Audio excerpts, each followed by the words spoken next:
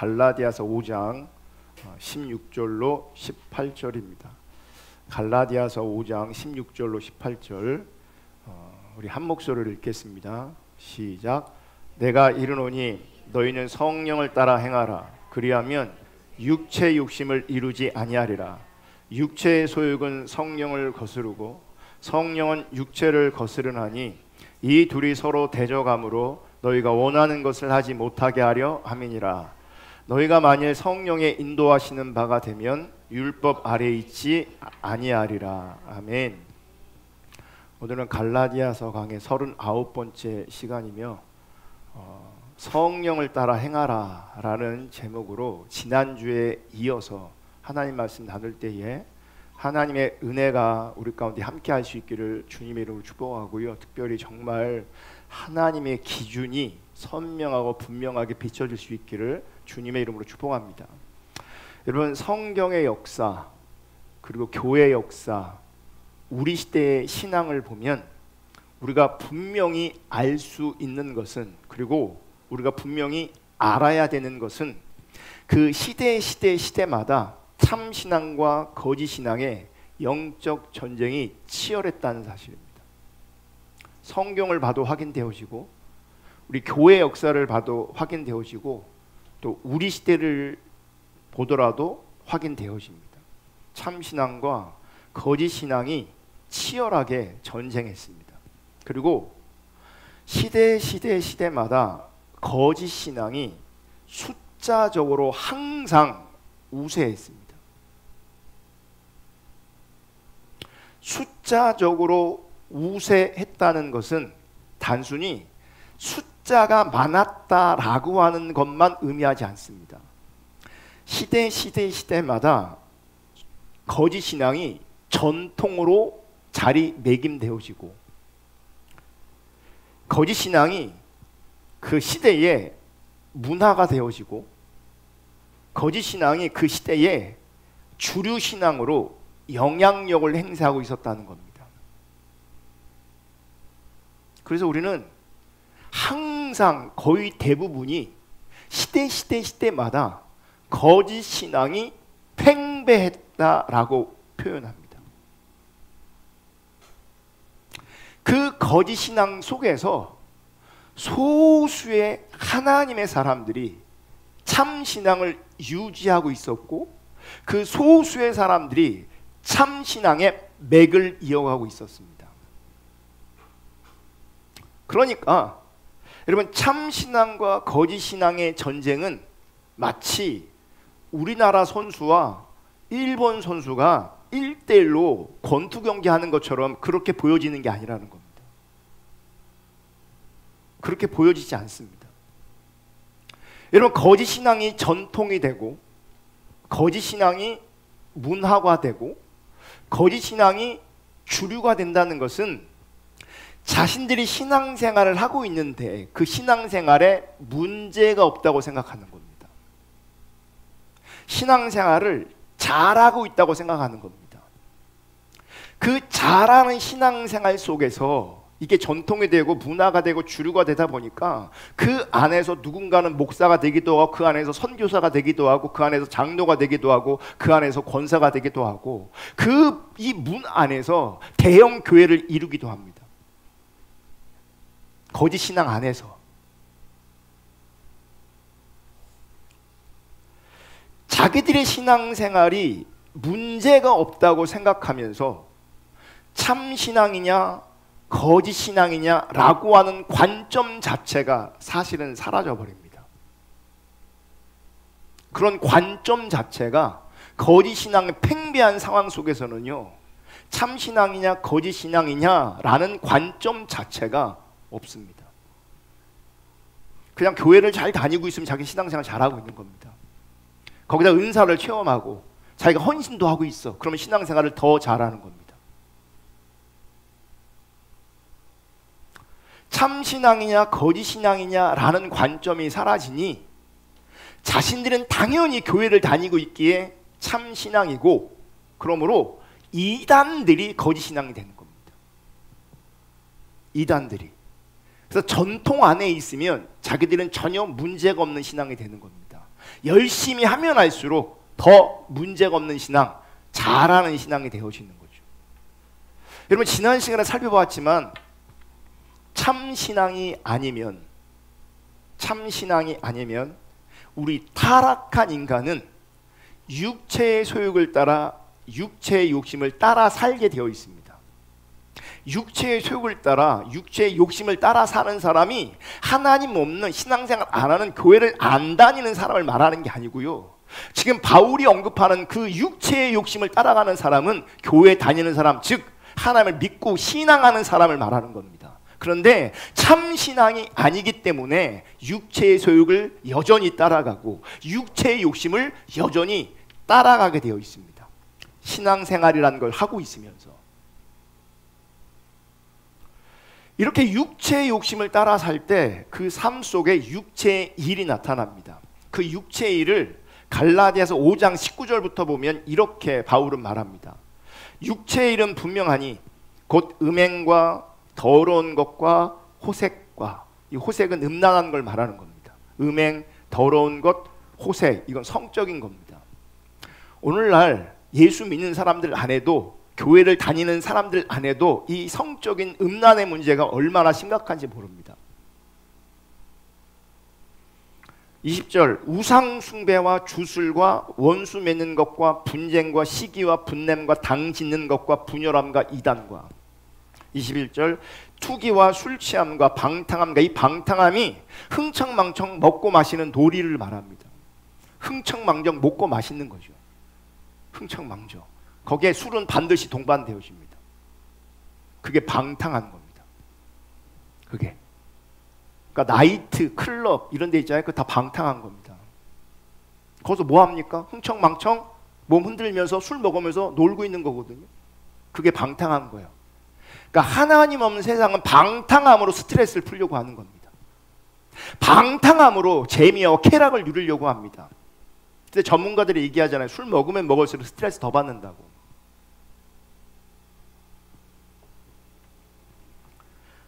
방탕함과 또 그와 같은 것들이라 전에 너희에게 경계한 것 같이 경계하노니, 이런 일을 하는 자들은, 이런 일을 일삼는 자들은 하나님 나라를 유업으로 받지 못할 것이요. 여러분, 육체의 일을 반드시 버려야 합니다. 왜냐하면 육체의 일을 버리지 않으면 그 사람은 하나님 나라를 유업으로 받을 수 없습니다. 즉 지옥 갑니다. 제가 두 가지 표현을 가지고 고민했어요. 육체의 일을 버리지 않으면 천국 가지 못합니다. 혹은 육체의 일을 버리지 않으면 지옥 갑니다. 뭐가 더 강력할까? 라고 생각할 때에 지옥이 더 강력합니다. 여러분, 육체의 일을 버리지 않으면 성경은 지옥 간다고 되어 있습니다. 또 중요한 게 뭐냐면, 여러분들이 육체의 일을 버리지 않으면 지옥 가는 건 미래의 얘기고요. 현재 이미 임한 그 하나님 나라를 누리지 못합니다. 육체의 일을 버리지 않으면. 그래서 보세요. 우리 가까운 머리도 볼 것도 없어요. 세상 사랑하고 술 사랑하고 관계에 깨져 있고, 가만히 보세요. 그분에게 하나님의 임재가 있냐? 절대 없습니다. 그들의 내면이 건강하냐? 아니요. 건강하지 않아요. 늘 시기하고 질투하고 분노하고 분내하고 당짓고 분열하고 이러고 있습니다. 끼리끼리만 놀고.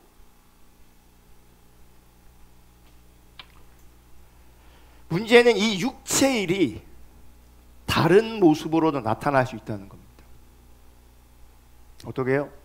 거룩하게, 경건하게, 신령해 보이는 영적인 모습으로도 육체의 일이 나타날 수 있습니다. 그들의 말은, 그들의 신념은 하나님의 영광, 하나님의 영광, 하나님의 영광, 나는 하나님의 영광을 살 겁니다 라고 말할지 모르겠지만, 실제는요, 자기의 영광을 구하는 것으로 나타납니다. 자기의 영광. 자기의 영광을 구하면 그게 육체의 일입니다. 그래서 성경은 자기 영광을 구하는 것을 헛된 영광을 구하는 거라고 말하고 있습니다. 갈라디아서 5장 25절 26절. 만일 우리가 성령으로 살면 또한 성령으로 행할지니 헛된 영광을 구하여 서로 노엽게 하거나 서로 투기하지 말지니라. 헛된 영광, 자기 영광을 구해서 자기 영광을 구하다가 내 뜻대로 안 되면 서로 노엽게 하고 서로 투기하고 갈등이 생기고 분쟁이 생기는 겁니다. 자기 영광을 구하다가 관계가 깨지는 거라고요. 자기 영광을 구하다가 갈등하게 돼 있다고요. 그러니까 육체의 일이 결국은 자기 영광을 통해서, 헛된 영광을 통해서 우리에게 나타나게 되는 거예요. 여러분, 성경을 잘 보시면 성령을 따라 행하는 것의 반대 개념이 육체의 소욕을 따르는 거예요. 근데 육체의 소욕과 육체의 욕심을 따르는 것은 결국 헛된 영광을 구하는 거예요.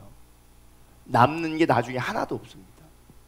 지금 당장은 나의 유익을 위해서 자기 중립적인 자리에서 선택하고 살아가지만 결국에는 하나님 앞에 남는 게 하나도 없습니다. 그리고 이 헛된 영광이란 율법을 받은 유대인들이 서로 자기들의 영광을 취하느라 예수를 믿지 않았던 것처럼, 혹은 예수를 믿을 수 없었던 것처럼, 여러분, 자기 영광을 구하고 헛된 영광을 구하자는 예수님 절대로 제대로 바르게 믿을 수가 없습니다. 성경을 아무리 연구해도. 바리새인들이 성경에 영생이 있는 줄 알고 열심히 연구했어요. 제가 보면 큐티 열심히 하는 분들 계시지만 연구 수준으로 하시는 분들 제가 본 적이 없어요. 근데 이 사람들은 큐티 수준이 아니라 연구했다고요, 성경을. 그럼에도 불구하고 그들은 예수를 제대로 믿을 수가 없었어요. 왜냐하면 자기 영광을 구했기 때문에, 헛된 영광을 구했기 때문에 예수를 믿을 수 없었어요. 율법이 주어졌음에도 불구하고. 오늘날도 예수를 믿는다고는 해요. 구원의 확신이 있다고는 해요. 그런데 결국 자기 중립적인 자리에서 내 자아를 꾸미고 내 자아를 치장하는 일에 서로의 영광을 구하고 있어요. 서로의 영광을 구하고 있는 그 자리에서 얼마든지 성경이 동원되기도 하고 신앙이 동원되기도 하고 은사가, 헌신이, 열정이, 선교가, 그 어떤 것들이 동원되어집니다. 결국 그런 것들을 통해서 누구의 영광을 구한다고요? 자기 영광을 구해요. 근데 결국 자기 영광을 구한 다음에 그건 헛된 영광이라고요. 아무것도 아니라고요. 골로새서 2장 20절 23절에 보면 너희가 세상의 초등학문에서 그리스도와 함께 죽었거든 어찌하여 세상에 사는 것과 같이 규례에 순종하느냐. 곧 붙잡지도 말고 맛보지도 말고 만지지도 말라 하는 것이니 이 모든 것은 한때 쓰이고는 없어지리라. 사람의 명령과 가르침을 따르느냐.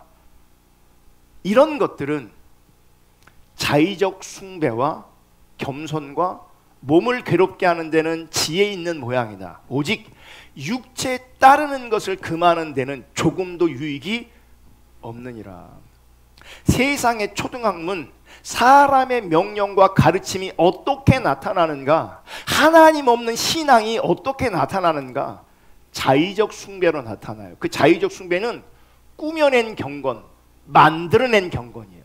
그래서 골로새 2장 23절 세번역은 이렇게 말합니다. 이런 것들은 꾸며낸 경건과 겸손과 몸을 학대하는 데는 지혜를 나타내 보이지만 육체의 욕망을 억제하는 데는 아무런 유익이 없습니다. 이런 사람들은요, 아무리 경건을 추구하고 성경 읽고 기도 많이 하고 아무리 해도요, 결국은 육체의 욕망이 억제되지 않습니다.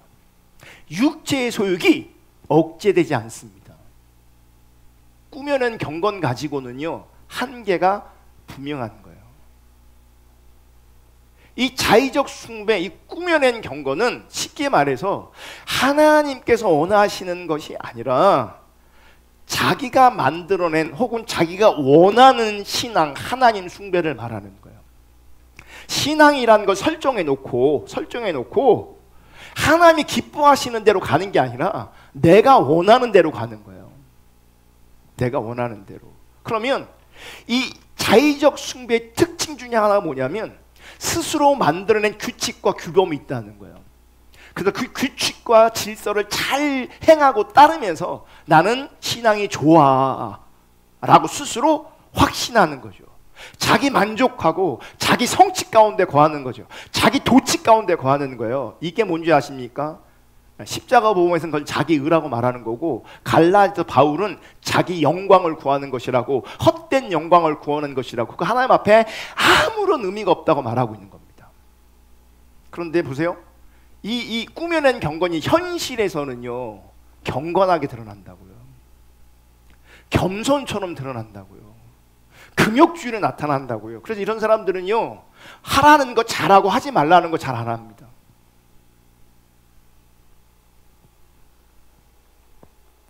이 자의적 숭배가 꾸며낸 경건이 경건하게 보이고 겸손하게 보이고 육체의 욕심이 없는 지혜롭고 겸손한 모양처럼 드러난다는 거죠. 문제는 육체를 따라가는데, 육체의 욕심을 억제하는 데는 하나도 유익이 없다는 거예요. 여러분들이 우리 교회에서 하는 소그룹 성경 공부 모임에 아무리 참여해도요 그것이 육체의 욕망을 억제하는데 아무런 유익이 안 될 수 있습니다. 왜냐하면 내 신앙 자체가 참 신앙이 아니고 꾸며낸 경건, 자기가 원하는 신앙생활, 자기가 주도하는 신앙생활하면 절대 아무리 배워도 내 삶에 내 육체의 소욕이, 육체의 본능이 제어되는데 아무런 힘을 발휘하지 못합니다. 왠지 아세요? 그 순간은 불편하게 힘들게 다가왔어도 지나가면 다 까먹어요. 내 안에 안 남아있어요. 뭔지 아십니까? 그분은 지금 육체의 소욕을 강력하게 따라가고 있다는 증거입니다. 근데 육체의 소욕을 따라가면 육체의 일이 나타나고, 육체의 일이 나타나는 사람은 하나님 나라를 유업으로 얻을 수 없다고요. 진짜 신앙이 아니기 때문에 그 사람 지옥 간다고요.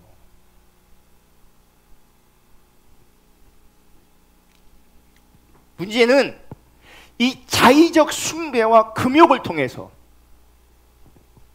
육신적인 욕심인 자기 영광을 끊임없이 추구한다는 거죠. 뭐예요? 자기 만족, 자기 성취, 자기 의, 이걸 끊임없이 계속 추구하고 있어요. 그래서 사실은 말은 하나님의 영광을 위해 뭐 신앙의 본질을 어쩌고 저쩌고 하지만 하나님께 영광 돌리는 삶이 아니라 결국 자기 만족, 자기 성취, 자기 영광을 구하는 거예요. 이게 자의적 숭배, 이게 꾸며낸 경건이에요. 이게 우리는 그 자의적 숭배 꾸며낸 경건의 자리에서 은혜도 받고 예배를 기뻐할 수 있어요. 아모스 4장 4절부터 5절 보면, 너희는 베델에 가서 범죄하며 길갈에 가서 죄를 더하여 아침마다 너희 희생을 3일마다 너희 11조를 드리며, 베델에 가서 뭐 하고 있냐면 하나님께 예배하고 있고 헌신하고 있어요. 근데 그 하나님께 예배하고 헌신하는 걸 가지고 하나님 뭐라고 말하면 범죄하고 있다고 말하는 거예요. 그래서 여러분이 참신앙이 아니면 이렇게 예배하는 것도 뭐가 되는 줄 아십니까? 범죄가 됩니다. 예배는 예배여야지, 예배가 예배가 아닌데 예배하면 그게 범죄가 되는 거라고요. 예배를 여러분 함부로 가볍게 여기시면 안 돼요. 베델 가서 그들은 예배했고, 베델 가서 뭐 했는지 아십니까? 11조 드렸어요. 희생했어요. 5절, 누룩 넣은 것을 불살라 스은제를 드리며 낙헌제를 소리내어 선포하려무나 이스라엘 자손들아, 이것이 너희가 기뻐하는 바라. 주 여호와의 말씀아. 이렇게 예배하고 하나님 앞에 헌신하는 것을 그들이 뭐한 줄 압니까? 기뻐했다고 말하고 있어요. 근데 사실은 그 예배를 하나님께 전혀 받지 않습니다. 5장 21절, 내가 너희 절기들을 미워하여 멸시하며 너희 성회들을 기뻐하지 아니하나니 너희가 내게 번제나 소제를 드릴지라도 내가 받지 아니할 것이요 너희의 살찐 희생의 화목제도 내가 돌아보지 아니하리라. 내 노랫소리를 내 앞에서 그칠지어다 내 빗파소로 내가 듣지 아니하리라. 자기들은 예배드리기를 기뻐하는데, 헌신하기를 기뻐하는데 하나님은 싫어하세요. 그리고 그들의 헌신과 그들의 예배를 뭐라고 말씀하시냐면 죄라고 말씀하세요. 왜 이런 일이 벌어지냐? 자의적 숭배 자리에 있는 거예요. 진짜 신앙 아닌 거예요. 그래서 여러분 나 자신을 많이 돌아보셔야 되고요, 우리 시대의 신앙을 많이 돌아보셔야 돼요. 적어도 분명한 것은 우리 시대도 거짓 신앙이 팽배합니다. 이 얘기는 뭐냐면 자의적 숭배 꾸며난 경건이 팽배합니다. 우리 시대도. 그럼 우리 시대도 구원이 절박하게 필요한 시대입니다. 문제는 이 자의적 숭배가 육체의 소욕을, 육체의 욕심을 금할 수 없다, 막을 수 없다는 겁니다. 그래서 우리 가운데 절박하게 필요한 게 뭐냐면 성령을 따라 행하는 겁니다. 내가 만들어낸 신앙이 아니라, 내가 나를 채우는 신앙이 아니라, 자기 영광을 위한 신앙이 아니라 성령을 따라 행하는 것이 우리 가운데 절박하게 필요하다고요. 그럼 성령을 따라 행하는 것이 무엇인가? 여러분, 하나님의 말씀은 하나님의 뜻과 의지를 담고 있습니다. 무슨 말이냐? 하나님의 말씀은 그 말씀 안에 하나님의 뜻이 담겨 있죠. 당연하죠. 또 하나 뭐가 있냐? 하나님의 의지가 담겨 있습니다. 무슨 말이냐? 하나님께서 말씀하신 것, 하나님이 약속하신 것, 하나님께서 명령하신 것은 반드시 하나님께서 이루어내신다는 거예요. 이루신다는 거예요. 그래서 성경은 하나님의 말씀이라고 하는 것을, 성경을 하나님의 말씀이라고 하는 것은 하나님께서 말씀하신 것을 하나님께서 이루어내신다는 겁니다. 성경이 하나님의 말씀이고 하나님의 말씀은 하나님께서 반드시 이루신다는 거예요. 그래서 성경을 우리가 뭐라고 말하냐면 언약의 책이다, 약속의 책이다. 그래서 구약, 신약 이렇게 말하는 거죠. 다시 말하면 하나님께서 말씀하신 그 언약을 하나님께서 신실하게 이루어 가신다는 겁니다. 그게 성경을 통해서 보여지고 있는 거예요. 그래서 봐요. 거짓 신앙이 항상 팽배했는데도 불구하고요, 참 신앙이 계속 유지될 수 있는 그 이유는 뭐냐면 하나님께서 하나님 말씀을 이루어 가고 있다는 겁니다. 눈으로 보면, 현실적으로 보면 이게 가능하지 않아요. 절대로 가능하지 않았어요. 그런데 하나님은 가능하지 않은 이 상황 속에서, 불가능한 상황 속에서 반드시 하나님은 하나님의 일을 지속해 가고 계세요. 신앙은 뭔지 아십니까? 그 하나님의 일하심 속에 내가 함께 동참하고 있는 겁니다. 동참해야 되는 겁니다. 당연히 교회만 왔다 갔다 하고 성경 공부 동참하고 기도에 참여하는 수준이 아니라고요. 아무리 제가 잘 가르쳐도요, 여러분에게는 그게 자의적 숭배가 될 수 있어요. 하나님이 말씀하신 바를 이루실 때에, 이루어 가실 때에 그 일에 함께하고 그 일에 동참하는 것, 그게 참신앙이에요. 왜냐하면 하나님은 하나님의 일을 지금도 이루어 가시거든요. 그러므로 우리가 먼저 살펴볼 것이 있는데, 여러분, 성경 안에서, 성경에서 예수님에게 성령님이 어떻게 일하셨는지를 우리가 발견해야 되는 거예요. 여러분, 예수님께서 이 땅에서 공생의 사역을 하실 때에 하나님께서 성령을 한량없이 부어주셨다, 이렇게 말씀하고 있어요. 요한복음 3장 34절 다 같이 읽습니다. 시작. 하나님이 보내신 이는 하나님의 말씀을 하나니 이는 하나님이 성령을 한량없이 주심이라. 자, 하나님이 보내신 이 누구예요? 예수님이세요. 그 예수님은 누구의 말씀을 해요? 하나님의 말씀을 해요. 그럼 하나님의 말씀은 반드시 이루어진다고 그랬잖아요. 그 하나님의 말씀 반드시 이루시기 위해서 하나님은 뭘 하시냐? 성령님을 한량없이 누구에게? 예수님에게 부으신 거예요. 이 한량없다라는 말은 아낌없이 부으셨다는 거예요. 아낌없이. 그럼 보세요. 예수님에게 성령이 한량없이 아낌없이 부어졌는데 그 결과가 뭐냐? 성령이 한량없이 부어진 결과 예수님은 한 번도 자기 이름을 위해서 일하신 적이 없다는 거예요. 자기를 위해서, 자기 영광을 위해서, 자기 이름을 위해서 일하신 적이 한 번도 없다는 거예요. 그러니까 성령이 임하면 우리는 막 권능, 능력, 초자연적인 역사, 기적 막 이런 거 많이 생각하잖아요. 그거 빨리 내려놓으셔야 돼요. 성령의 핵심적인 역사는 능력, 초자연 역사가 아니에요. 막 여기가 막 뜨거워지고 막 그런 거 아니에요. 현상이 아니에요.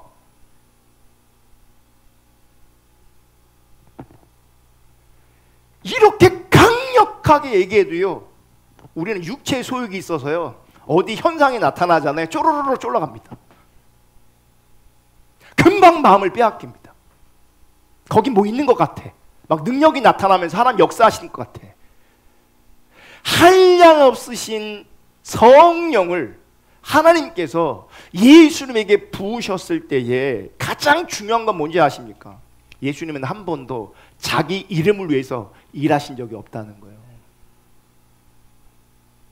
이게 핵심이에요. 봐봐요. 주여 주여 하는 자마다 다 천국 가는 게 아니래요. 하나님 뜻대로 행하는 자래요. 그런데 이렇게 말해요. 성경은 주여 주님, 내가 주님의 이름으로 뭐 했다고요? 선지자 노릇하고, 주님의 이름으로 귀신도 쫓아내고, 주님의 이름으로 많은 권능도 행했대요. 선지자 노릇한 거 실제고, 귀신 쫓아낸 것도 실제고, 헌신한 것도 실제고, 많은 권능을 행한 것도 실제예요. 근데 이들이 버림받는단 말이죠. 왠지 아십니까? 자기 영광을 구했기 때문에 그러는 거예요.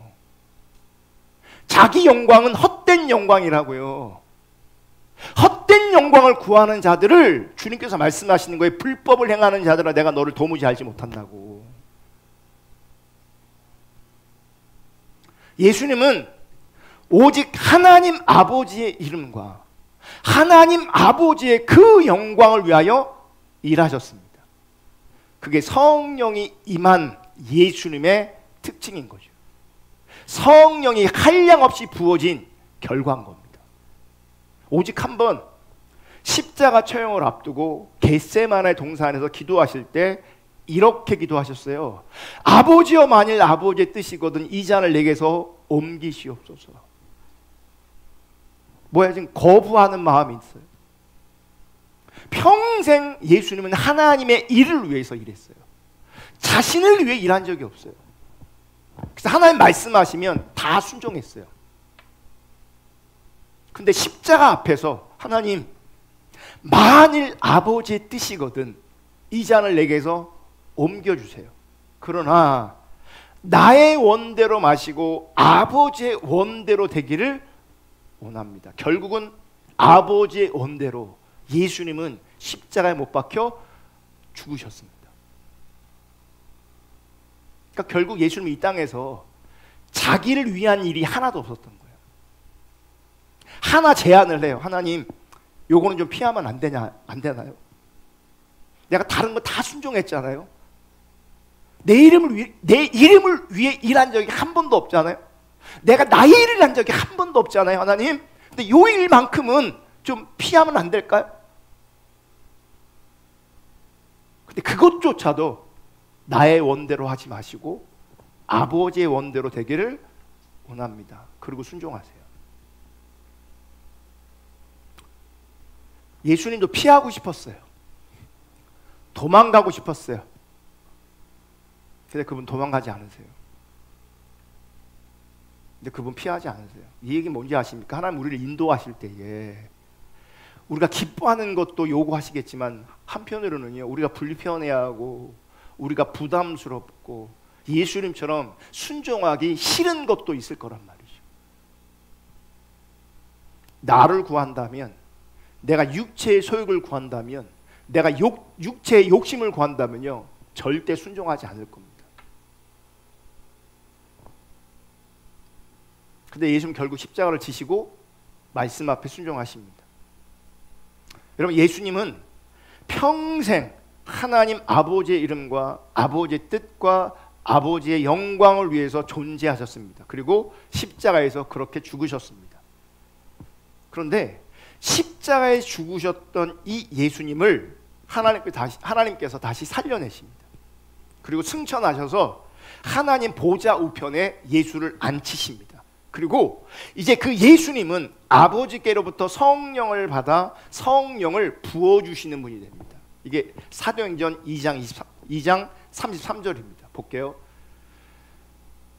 하나님께서 예수님을 높은 곳에 올려 하나님 오른편에 앉히사, 예수님은 하나님 아버지께서 약속하신 성령을 받아 지금 여러분이 보고 들은 것처럼 우리에게 부어주셨습니다. 뭘 부어주신 거예요? 성령을. 하나님은 예수에게 성령을 부으시고 지금 예수님은 그 성령을 누구에게 부으시는 거예요? 제자들에게 부으시는 거예요. 제자들에게. 그럼 보세요. 예수님에게 성령이 부어져서 나타난 결과가 있었잖아요. 우리에게도 성령이 부어짐에 나타나는 결과가 있겠죠. 예수님께서 부어주시는 성령을 우리가 받게 되면 어떤 일이 일어나는가? 요한복음 16장 8절 15절 한번 쭉 같이 읽겠습니다. 시작. 그가 와서 죄에 대하여 의에 대하여 심판에 대하여 세상을 책망하시리라. 죄에 대하여라 함은 그들이 나를 믿지 아니하며 의에 대하여라 함은 내가 아버지께로 가니 너희가 다시 나를 보지 못하며 심판에 대하여라 함은 이 세상 임금이 심판을 받았습니다. 내가 아직도 너희에게 이를 것이 많으나 지금은 너희가 감당하지 못하리라. 지금 예수님 살아계실 때에 나중에 성령이 오시고 너희에게 성령이 임하시면 이런 일이 일어날 거예요. 지금 성령님에 대해서 말씀하고 있는 거예요. 그러면서 아주 중요한 말씀을 하시는데 12절에 내가 아직도 너에게 이를 것, 뭐예요? 내가 너에게 할 말이 너무 많아. 내가 너에게 가르칠 게 너무 많아. 문제는 니네들이 감당할 수가 없어. 그러니까 지금 예수님 살아계시잖아요. 예수님 앞에 예수님의 가르침을 받고 있잖아요. 예수님은 가르칠 게 할 말이 너무 많은 거예요. 근데 이들은 감당할 수가 없어요. 예수님은 이들이 감당할 수 없는 걸 아시기 때문에 가르칠 게 너무 많은데도 불구하고 할 말이 너무 많은데도 불구하고 가르칠 수가 없는 거예요. 하고 싶은 말을 다 할 수가 없는 거예요. 근데 13절 그러나 진리의 성령이 오시면 그가 너희를 모든 진리 가운데로 인도하시라니. 여러분 이 놀라운 일이 벌어져 어떤 일이 벌어지지 않아요? 예수님 앞에 있던 제자들은 그러니까 준비가 안 돼 있어서 아무리 가르쳐도 소화가 안 되고 감당이 안 되는 거예요. 그래서 가르칠 수가 없는 거예요. 근데 성령이 임하시면 그 성령이 어디로 인도하시는 거예요? 내가 할 말이 많은데 니네가 감당할 수 없어. 성령께서 우리가 감당할 수 없을 그 진리 가운데로 인도해 가시는 거예요. 그러면 성령이 함께 하시면 뭐가 보여지는 거예요? 진리가 보여지는 거죠. 진리가. 그가 스스로 말하지 않고 오직 들은 것을 말하며 장래일을 너희에게 알리시리라. 그가 내 영광을 나타내리니 내 것을 가지고 너희에게 알리겠습니다. 무릇 아버지께 있는 것은 다 내 것이라. 그러므로 내가 말하기를 그가 내 것을 가지고 너희에게 알리시리라 하였노라. 말씀을 보시면 성령님은 죄와 의와 심판이 무엇인지에 대해서 세상을 책망하십니다. 그러니까 죄와 의와 심판에 대해서 세상의 잘못을, 세상의 잘못된 생각들을 책망하시며 다시금 깨우쳐 주시는 거예요. 그리고 중요한 게 뭐냐면 이제 성령이 임하시면 성령님은 진리의 영이기 때문에 우리를 모든 진리 가운데로 인도해 가시는 거예요. 진리 가운데로. 그리고 성령은 스스로 말씀하지 않고 들은 것을 말씀하세요. 누구에게 들은 것? 하나님께 들은 것, 예수님께 들은 것. 그 누구의 영광을 나타내셔요? 예수의 영광을 나타내세요. 14절 그가 내 영광을 나타내리니. 그가 누구예요? 성령이에요. 성령님은 반드시 우리 가운데 임하셔서 누구의 영광을 나타내시냐면 예수의 영광을 나타내세요. 성령님은 여러분의 영광을 나타내시는 게 아니라고요. 여러분의 육체의 자랑을 하게 하시는 게 아니라고요. 여러분의 자기를 드러내시는 분이 아니라고요. 성령님은 우리 가운데 임하셔서 예수의 영광을 나타내시는 거예요. 예수의 영광. 그러므로 성령이 임하면 성령을 따라 행하는 자는 반드시 누구의 영광을 드러내고 나타내는가? 예수의 영광입니다. 곧 하나님의 영광이죠.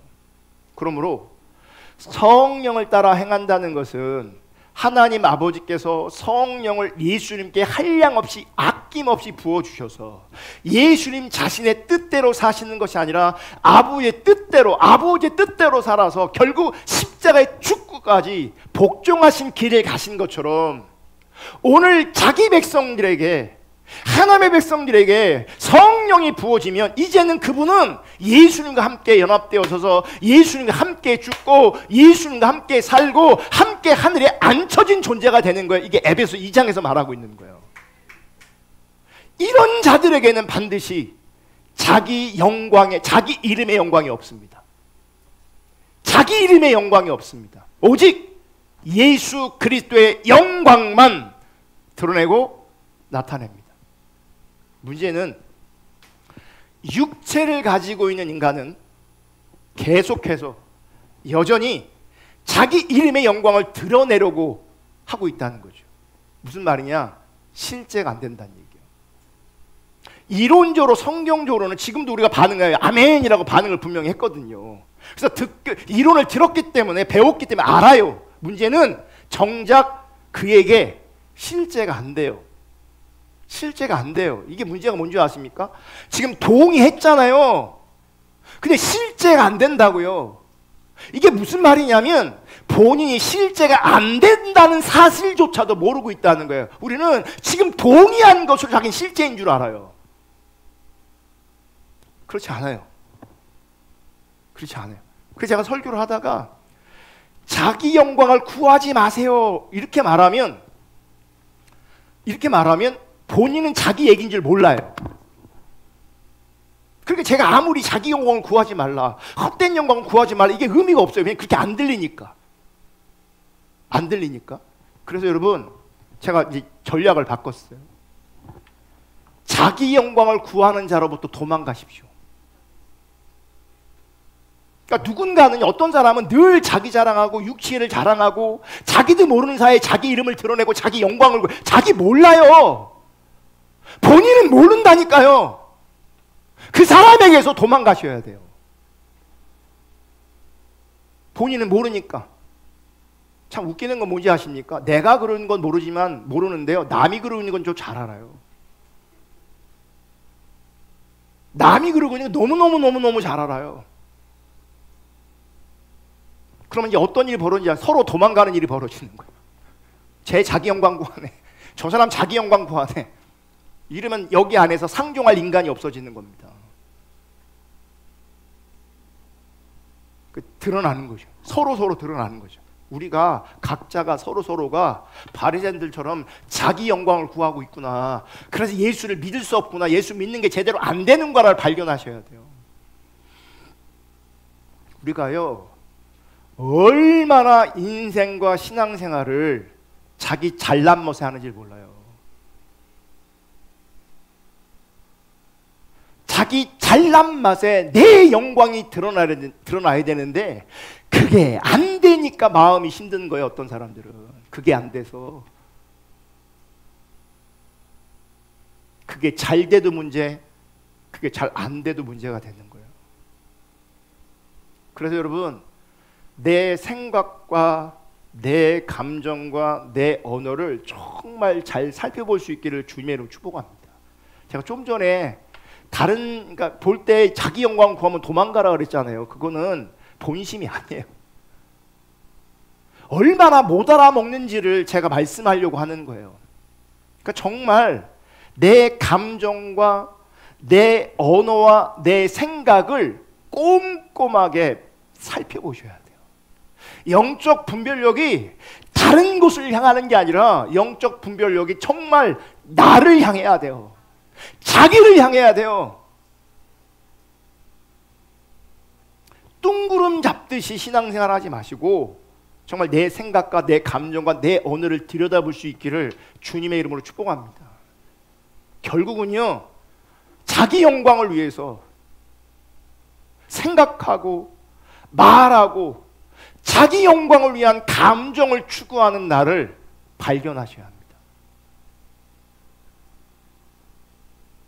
정말 많은 사람들이 여전히 자기 영광을, 자기 이름의 영광을 추구하는 이때, 이 상황에, 이런 현실 속에서 항상 육체의 소욕보다 성령의 소욕이 더 강하고 영원하기 때문에 자기 백성에게는, 남은 자들에게는 반드시 하나님의 자기 영광인 아들의 이름을 드러내게 하신다는 거예요.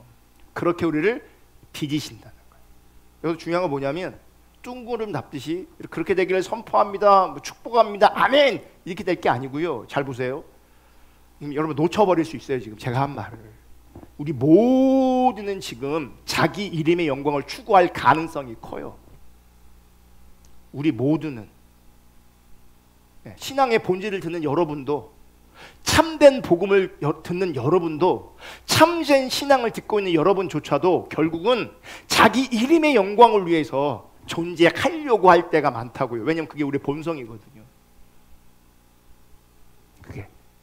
그런데 하나님께서는요, 우리의 육체의 소욕보다 성령의 소욕이 더 강하세요. 그래서 하나님께서는 남은 자에게, 자기 백성에게 하나님의 자기 영광의 아들의 이름을 드러내고 나타나게 하시려고 성령님께서 임하시는 사람들이 있다고요. 하나님께서 자기 백성에게, 즉 남은 자들에게 성령을 부으신다고요. 그래서 하나님 영광의 이름을 위해서 존재하게 하신다고, 그렇게 빚으신다고요. 그렇게. 근데 그렇게 빚어지는 과정이 있는데 그걸 우리는 고난이라고 말하고, 그걸 우리는 광야라고도 해요. 그러니까 누구한테 성령이 임하냐? 고난 가운데, 광야 가운데 있는 사람이 성령의 인도하심 가운데 있는 사람이에요. 나는 너무 편해요. 그리고 너무 편한데 내 육체의 소욕이 너무 잘 채워지고 있어요. 난 너무 행복해요. 그렇게 행복하게 편하게 사세요. 문제는 그 사람은 나중에 천국 못 갈 가능성이 커지는 겁니다.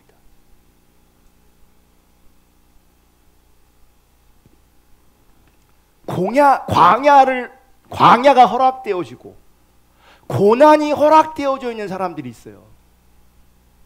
그 성령이 임하시는 겁니다. 그리고 하나님이 함께 하시는 겁니다. 고린도후서 1장 8절 9절 세번역 성경으로 볼 건데, 형제 자매 여러분, 우리가 아시아에서 당한 환난을 여러분이 알기를 바랍니다. 우리는 심에 겹게 너무 짓눌려서 마침내 살 희망마저 이럴 지경에 이르렀습니다. 지금 주님을 따라가는데도 불구하고요, 지금 바울의 삶이 어때요? 심에 겨워서 짓눌려 사는 거예요.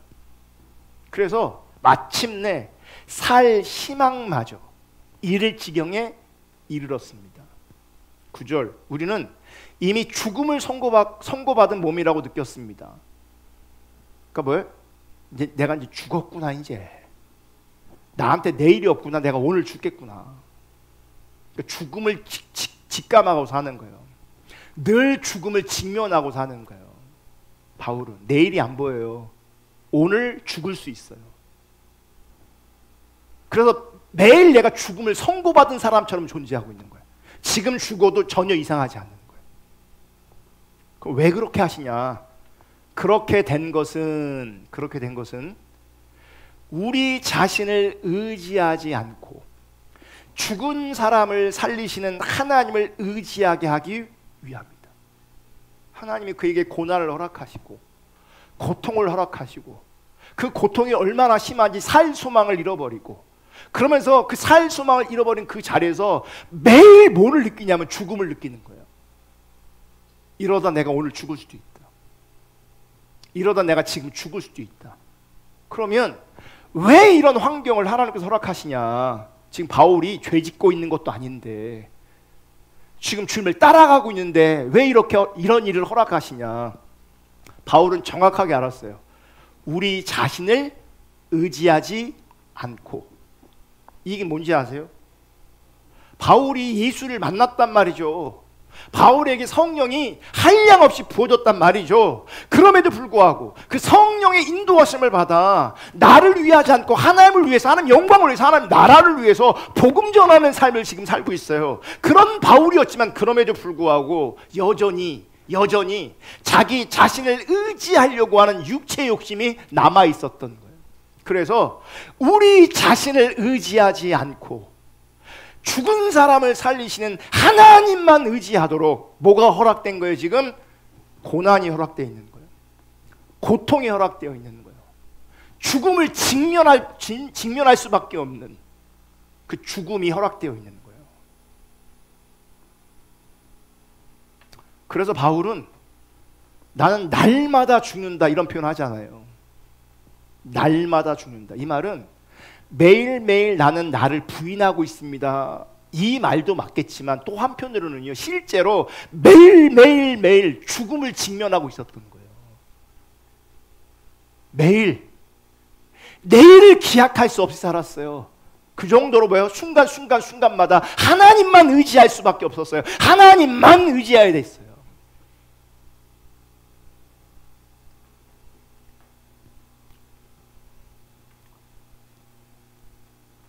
하나님께서 성령을 따라 행하게 하시는 것이 예수님에게서, 바울에게서 동일한 모습으로 나타나고 있어요.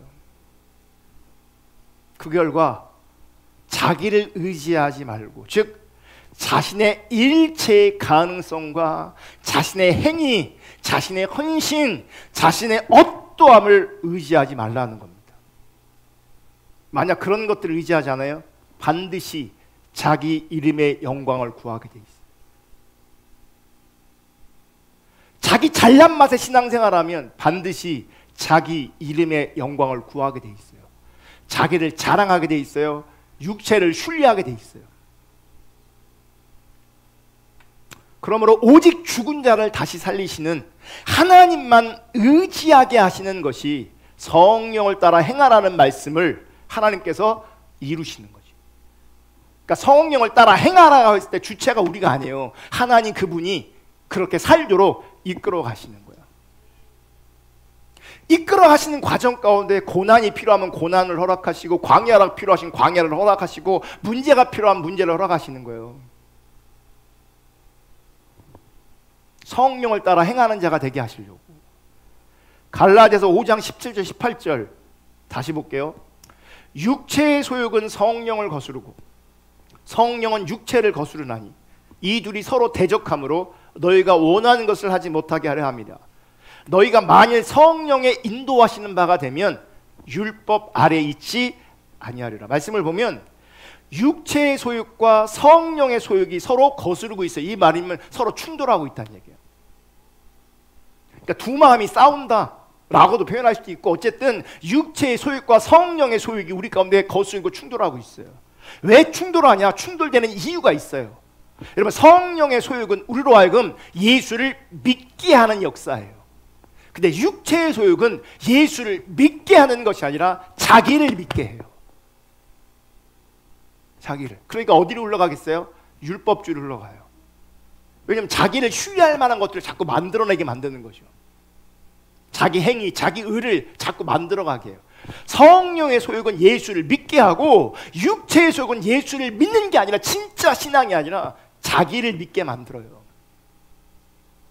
성령의 소욕은 예수를 사랑하게 하는 일인데, 육체의 소욕은 예수님을 사랑하게 하는 것이 아니라 자기를 사랑하게 해요. 자기를. 그래서 충돌하게 만드는 겁니다. 여러분, 성령을 따라 행한다는 것은 자기의 가능성을 믿지 않고 전적으로 예수를 믿는 것입니다. 성령을 따라 행한다는 것은 자신을 사랑하는 것이 아니라 전적으로 예수님을 사랑하는 것입니다. 이런 자들이기에 성령의 인도하심을 받는 자들은 율법 아래에 있지 않게 되어지는 겁니다. 율법 아래에 있지 않는 자들이 죄 아래에 있지 않고 육체의 소욕 아래에 있지 않게 되어지는 거예요. 로마서 6장 14절, 죄가 너희를 주장하지 못하리니, 죄가 너희를 주장하지 못한대요. 왜? 이는 너희가 법 아래에 있지 아니하고 은혜 아래에 있습니다. 우리가 은혜 아래에 있으면 죄가 우리를 지배할 수 없어요. 죄가 우리를 주장할 수 없어요. 어디에 있으면? 은혜 아래에 있으면. 이 은혜 아래에 있는 것이 성령을 따라 행하는 것입니다. 갈라디아 5장 18절, 너희가 만일 성령의 인도하시는 바가 되면 율법 아래에 있지 아니하리라. 성령의 인도하심 아래에 있는 것이 은혜 아래에 있는 것이고, 성령의 인도하심과 은혜 안에 있으면 죄를 따라가지 않습니다. 무슨 말이냐? 육체의 소욕과 육체의 욕심을 따라가지 않습니다. 내가 육체의 소욕과 육체의 욕심을 따라간다는 그 얘기는 은혜 아래에 있지 않은 것이고요. 그분은 여전히 율법 아래에 있는 것이고, 율법 아래에서 십자가 복음도 접근하고, 율법 아래에서 성경 공부도 접근하고, 다 율법 아래. 그러니까 율법으로 접근하다 보니까 다 자기 행위와 자기 행위를 의지하게 돼 있어요. 잘 되면 자기의, 안 되면 낙심하고 절망하는 거죠. 이거 맨날 반복하고 있어요. 뭔가 내가 잘하는 것 같으면 진짜 잘하는 우월감이 있고요. 못하면 낙심하고 절망 가운데 있어요. 그거를 계속, 메시지는 성경은 복음을 듣고 있는데 내 상태는 여기서 반복되고 있어요. 은혜도 없고 성령도 없어요. 여러분, 성령의 인도하심 아래에 있으면, 은혜 아래에 있으면 자신을 위해 살지 않습니다. 나를 위해 살지 않습니다. 하나님 나라와 하나님의 뜻을 위해서 살게 되어집니다. 아멘. 2014년 7월 달에 저희 교회가 그때 가장동에 있을 때입니다. 그때 송주연 전도사님, 그때는 젊었어요. 젊은 사역자를 모시고 가장동 포도나무 교회 그때 타이틀이 포도나무 교회 4주년 기념 예배, 특별한 날, 그분을 초청해서 말씀을 들었어요. 이 송주연 전사님이 시간이 지나서 목사가 됐고, 우리 송촌동으로 여기 이사 왔을 때 입당 예배 드릴 때 축하 영상을 그분이 이제 해주셨어요. 축하합니다. 포도나무 교회 입당 예배 축하합니다. 이분이 해주셨거든요. 이분이 얼마 전에 교회를 개척했어요. 경기도 어느 지역에 교회를 개척했거든요. 근데 7월 5일 이분의 SNS에 이런 글이 올라왔어요. 우리 하나님 참 많이 살아계십니다. 황당해서 웃음과 눈물이 동시에 납니다. 흐흐. 그러니까 히읗. 교회 임대인 집사님께서 오늘 아침 카톡을 보내셨습니다. 긴장하며 카톡을 열었는데, 왜냐하면 이제 건물주가 임대인이 뭐 이렇게 연락 오면 부담되거든요. 월세 올린다는 거 아니냐, 뭐 나가라는 얘기 아니냐, 뭐 이런 얘기 할까 봐. 그래서 카톡을 열었는데 예배당 월세를 내지 말라 하십니다. 작년에 들어올 때도 보증금 월세를 반값으로 해주셨는데 이제는 월세도 내지 말라 하십니다. 이 대체 무슨 일인가요?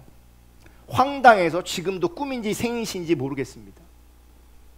오전에 집사님과 카톡 전화를 나눴는데 오늘 아침 개인 묵상 시간 중에 말씀을 듣고 기도하는데 하나님께서 이러한 마음을 주셨다고 합니다. 이 임대인이, 이 건물주가 매일 하나님하고 이제 말씀을 가지고 이제 묵상 시간에 교제하고 있는데 하나님께서 그 교회에 월세 받지 말라 감동을 주신 거예요. 감동을. 이 공간을 분양받을 때 이상하게 교회가 들어오면 좋겠다라는 마음을 가지게 되셨다는데, 작년에 교회가 들어올 때도 감사하고 신기했었는데 오늘은 그 마음이 더 강력하게 다가오더랍니다. 하나님께서 보내주신 교회를 섬기고 싶다는, 임대인분이 임차인 월세를 안 받겠다 하십니다. 참 이해할 수 없는, 정말 말도 안 되는 황당한 은혜입니다. 이야, 하나님 정말 많이 살아계십니다. 이분의 글 제가 그대로 읽어드린 거예요. 또 며칠 전에 어떤 개척교회 목사님이 SNS에 글을 올렸어요. 그대로 읽어드릴게요. 얼굴 본 지 20년도 넘은 친구. 그럼 20년 동안 못 봤잖아요. 그럼 친한 거예요? 안 친한 거예요? 안 친한 거죠. 그냥 막 얼굴만 아는 사이인 거죠, 사실은. 얼굴 본 지 20년도 넘은 친구. 제가 개척한 목사가 되었다는 소식을 듣고 최근 2, 3년 간간히 소식만 주고받던 친구입니다. 그러니까 원래 안 친했는데 그러니까 어쨌든 이제 뭐 다른 동문이든지 뭐 그랬겠죠. 그러니까 동기 중에 누가 개척했다는 소식을 듣고 이 친구 예수를 믿으니까 간간히 몇 번 연락한 거예요. 연락은 그냥 주고받은 거예요. 서울에서 신앙생활을 잘하는 친구로만 알고 있습니다. 그러니까 이렇게 표현하는 건 뭐냐면 계속 나는 이 사람하고 안 친해요. 난 이 사람하고 안 친해요. 이 친구랑 안 친해요. 이런 얘기 하는 거예요. 지금 20년 동안 연락을 안 했어요. 그냥 간간히 소식만 듣고 있었어요. 서울에서 신앙생활 잘하고 있다고만 들었어요. 이런 거죠. 제법 든든한 직장을 다니던 친구에게 갑자기 전화가 왔습니다. 내가 좀 일찍 명퇴하게 되었어. 걱정은 하지 마. 갈 곳은 정해져 있고 회사에서 보상도 제법 해줬거든. 다른 게 아니라 내가 너 개척했는데 아무것도 해주지 못했네. 지정헌금하면 교회에서는 그 목적으로 쓰는 거지. 내가 지금 지정헌금, 내가 목적헌금 할 건데 그러면 그 지정한 대로 목적한 대로 그 헌금이 쓰이는 거지 묻는 거예요. 지정헌금을 하겠다는 친구의 말, 당연히 그 목적으로 사용한다고 전했습니다. 당연하지. 목적헌금이니까, 지정헌금이니까 당연히 그 목적에 맞게 쓰게 되는 거야. 이렇게 설명했어요. 그러더니 이 친구가 뭐라고 하는지 아세요? 내가 지금 헌금할 건데 담임 목사님 차량 헌금 좀 할게. 3천만 원 보낼 테니 좀 부족하겠지만 중형차 사라. 이게 무슨 얘기인 줄 아세요? 개척교회 목사란 말이에요. 그러니까 자기가 이렇게 지정해서 헌금하지 않으면 이 친구는 죽을 때까지 어쩌면 중형차를 탈 수가 없는 거죠. 그래서 지정해서 중형차를 살 수 있도록 목적 헌금을 한 거예요. 친했다고요? 안 친했다고요? 안 친했어요. 잘 몰라요. 근데 막연한 멀리 있는 친구인데 그 친구가 개척했다는 소식을 듣고 몇 번 소식 주고받다가 하나님께서 이런 마음을 주시는 거예요. 내가 헌금할 테니 너 중형차 사라. 이게 뭔지 아십니까? 네 수준에서는 중형차 사는 게 거의 쉽지 않으니 중형차 사서 목회해라. 이런 겁니다.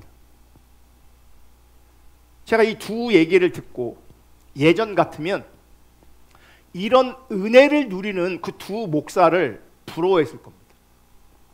그러면서 나는 왜 이런 건물주를 못 만났나? 혹은 나는 왜 이런 친구가 없는가? 라고 생각했을 겁니다. 그런데 이번에는 이 건물주와 이 차량 헌금한 이 친구분께 마음이 가는 거죠. 이분들은 왜 이렇게 했을까? 이분들은 누구를 위해 이렇게 했을까? 다른 게 없습니다.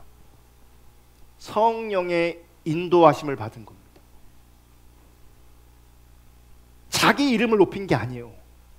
여러분 개척교회 3천만 원 헌금해서 목사님 차 바꿔드리면 자기 이름이 어떻게 높아지겠어요? 나랑 상관없는 교회인데. 그 교인들은 나를 알지도 못하는데. 조그만 개척교회 월세 안 받는다고 해서요 누가 알아줍니까? 어디서 생색을 내고 있어요? 자기가 내면 굳이 내겠지만 제가 볼 때 이런 사람은 절대 그런 식의 생색내지 않습니다.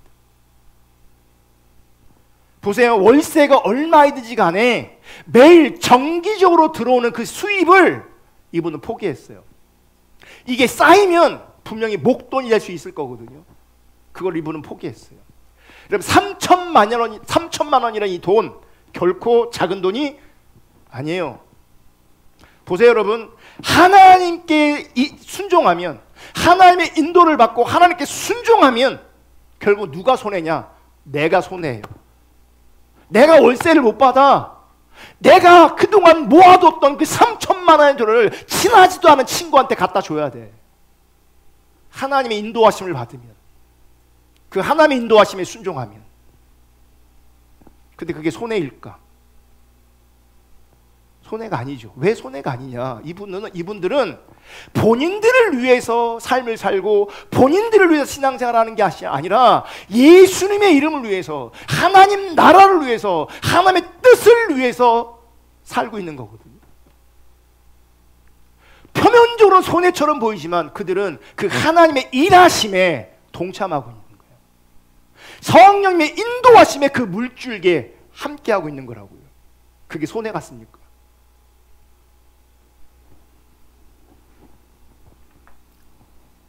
그 그게 여러분 은혜 아래 있는 겁니다.